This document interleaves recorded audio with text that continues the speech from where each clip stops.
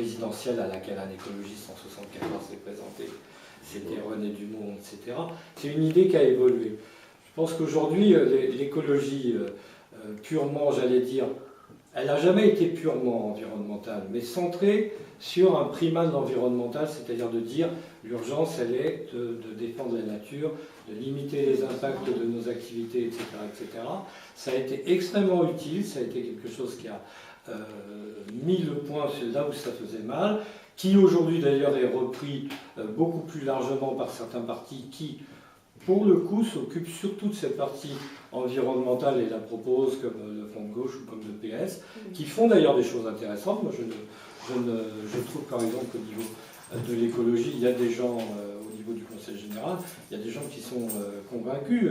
Un type comme Pierre Martinery a fait beaucoup de choses dans le bon sens. C'est quelqu'un qui est très proche de nous quelque part. En même temps, il y a quelque chose qui bloque, je vais expliquer pourquoi à mon avis, il y a quelque chose qui bloque derrière.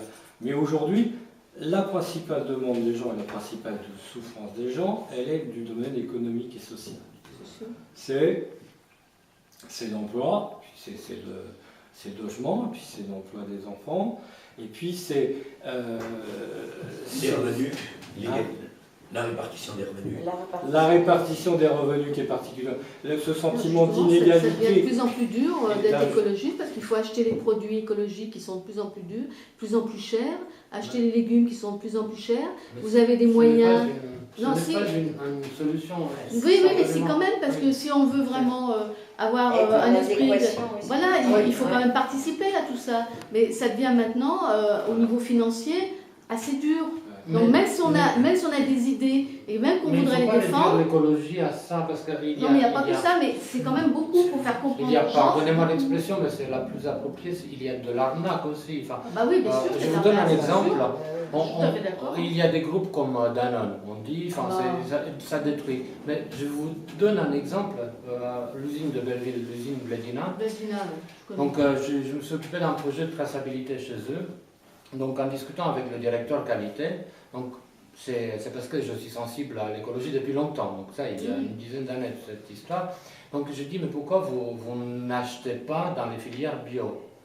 Il m'a dit tout simplement parce que dans les filières bio il y a de la triche, beaucoup, et que lorsqu'on traite avec des phytosanitaires issus du bio, et on ne respecte pas les doses, c'est aussi dangereux que d'avoir des produits de synthèse. Donc voilà, il m'a donné une explication, ce n'était pas une explication partisane, c'était pas dire l'écologie ne sert à rien. Il m'a dit, à partir du moment où on n'a pas des instruments de régulation globale du marché, nous on ne peut pas se permettre de faire ça. Il disait, voilà, on reste dans les normes définies par la loi, et lorsqu'ils cherchaient des substances interdites pour l'alimentation des bébés, ils nous ont expliqué qu'ils avaient à peu près 5000 substances qu'ils cherchaient. Donc, bien sûr qu'ils ne faisaient pas des analyses de 5000 substances, mais dans le monde du bio, on peut facilement doubler la quantité. Donc voilà, c'est un exemple. Et donc réduire la politique de l'écologie à ce qu'on mange, ce n'est pas la solution. Ce qu'on mange, aussi quand même, il y a un tas de... Non. Voilà, par rapport il y a une chose que je rebondis sur madame, c'est quand même l'aspect économique, c'est-à-dire qu'on voit déjà que pour traiter correctement l'aspect de l'environnemental, l'aspect de la santé, l'aspect de la protection de la nature, l'aspect de pratiques plus respectueuses, etc., on a forcément tout de suite pas seulement le volet social, ça touche le volet social parce que c'est une question de répartition des richesses, mais le volet économique. Et donc, le projet porté aujourd'hui par Europe Écologie Les Verts, et je pense sous votre contrôle, cher camarade, c'est quand même la transformation écologique de la société dans toutes ses dimensions. C'est-à-dire trouver des alternatives correctes, par exemple, que ce soit au niveau d'exploitation agricole, dont on sait aujourd'hui qu'elle arrive vraiment au bout de l'aberration, mais aussi au niveau, effectivement, des circuits commerciaux. Et c'est vrai que là, il y a déjà des mesures ponctuelles, c'est-à-dire qu'il y a des mesures de bon sens qui sont, on rétablit des circuits courts, parce que comme ça, c'est pas plus cher, puisqu'on ne paye pas les intermédiaires. Et puis la traçabilité, on l'a, parce qu'à la limite, on peut aller voir pendant que ça pousse ce qu'on va manger, et on peut savoir, parce que tout se sait, s'il y a utilisation de phytosanitaires, etc., etc.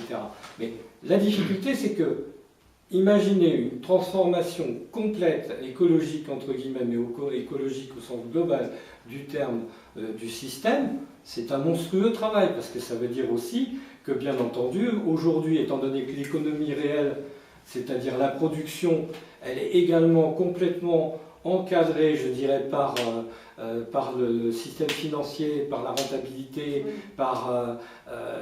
par les dividendes qu'il faut servir, etc. Si on ne touche pas en même temps, si on n'a pas un projet global dans lequel on touche en même temps à tous les aspects et on tend en même temps à essayer d'harmoniser tout ça, on va se planter.